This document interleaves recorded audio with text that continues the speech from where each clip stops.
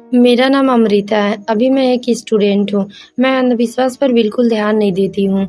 लेकिन एक बार की बात है, मेरे साथ ऐसा हुआ कि मुझे कुछ समझ नहीं आ रहा। प्लीज़ आप लोग कहानी के लास्ट में मुझे बताइएगा कि मेरे साथ ऐसा क्यों हुआ? जब भी मैं उस बात को याद करती हूँ, मेरे रोंगटे खड़े हो जाते हैं। जनवरी 2022 की बात है, जब मेरा एग्ज़ाम सेंटर लखनऊ गया था। उस समय मैं गोरखपुर में एक हॉस्टल में रहती थी। मुझे एग्ज़ाम दिलवाने मेरे पापा लेके गए थे। पेपर देकर वापस आते टाइम मैं बहुत ज़्यादा थक गई थी।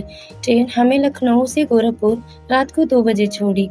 बहुत ज़्यादा कोहरा गिरा हुआ था। हमें रात को कोई ऑटो नहीं मिल रहा था। मेरा हॉस्टल वहाँ से लगभग 2 ढाई किलोमीटर की दूरी पर ही था।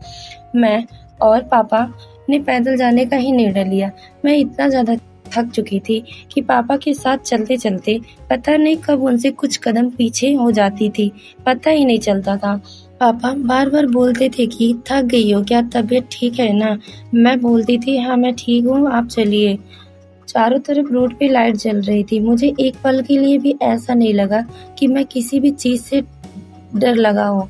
3:30 बजे के करीब मैं अपने हॉस्टल पर पहुंच गई। पापा मुझे हॉस्टल पर छोड़ के घर के लिए निकल गए क्योंकि मैं गर्ल्स हॉस्टल में रहती थी और मेरे हॉस्टल में जेंट्स का अंदर जाना मना था। मेरी रूममेट साक्षी दरवाज़ा खोली और मुझे एक गिलास गर्म करके पानी दिया। मैं इतना ज़्यादा थक चुकी थी कि पानी पीने के तुरंत बाद सोने चली गई। अभी मैं सही से सोई भी नहीं थी। मुझे एक अजीब आवाज़ सुनाई दी। अचानक से मेरी आँख खुल गई। मैं उस आवाज़ को नज़रअंदाज कर फिर से सो गई, लेकिन यह आवाज़ दोबारा से सुनाई दी और ऐसा मुझे महसूस हुआ कि कोई तो था मेरे रूम में। मैं बहुत डर गई और अपने रूममेट को बोली, साक्षी तुम्हें कोई आवाज़ सुनाई दी? साक्षी काफ़ी नींद में थी। वो बोली, सो जाओ तुम ज़्यादा थक गई हो। यह कहकर साक्षी सो गई, लेकिन मैं बहुत डर गई। मैं माता रानी को बहुत मानती थी। माँ दुर्गा का नाम लेकर उनसे प्रार्थना की, माँ प्लीज़ मुझे इस डर से छुटकारा दीजिए ताकि मैं अच्छे से सो सकूं। सुबह हो गया, मैं नहीं सो पाई।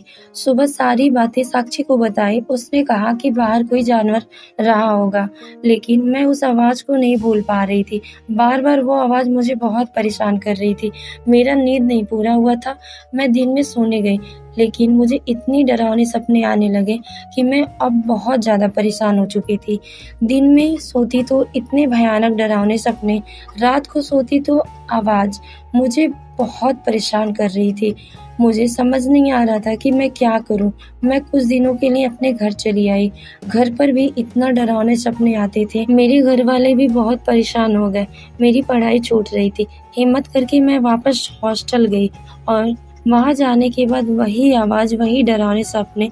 मुझे कुछ समझ नहीं आ रहा था कि लग रहा था कि मेरा सब कुछ बर्बाद हो जाएगा। एक दिन गुस्से में आकर मैं माता रानी के सामने बहुत रोई और गुस्से में बोली, अगर मैं आप में इतना विश्वास रखती हूँ, तो आप मेरी मदद क्यों नहीं कर रही हैं?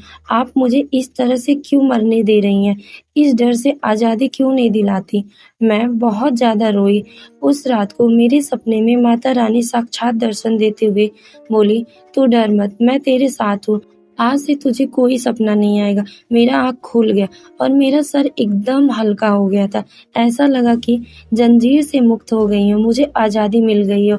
मुझे ऐसा लग रहा था कि मेरे आस-पास कितना पॉज़िटिव शक्ति आ गया हो।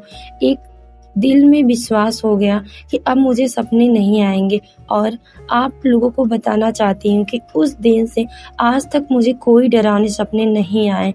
मुझे नहीं पता मेरे साथ ऐसा क्यों हो रहा था, लेकिन मेरे विश्वास को मेरी माता रानी टूटने नहीं दी और भी विश्वास बढ़ गया माता के लिए। यही सोच के मैं ये बात आप लोगों से साझा करना उचित समझी। धन्यवाद। अगर ये मेरी स्टोरी थोड़ा-सा भी आप लोगों को पसंद आया हो या फिर मेरे साथ ये सब क्यों हो रहा था, तो प्लीज़ कमेंट करिए। Thank you so much.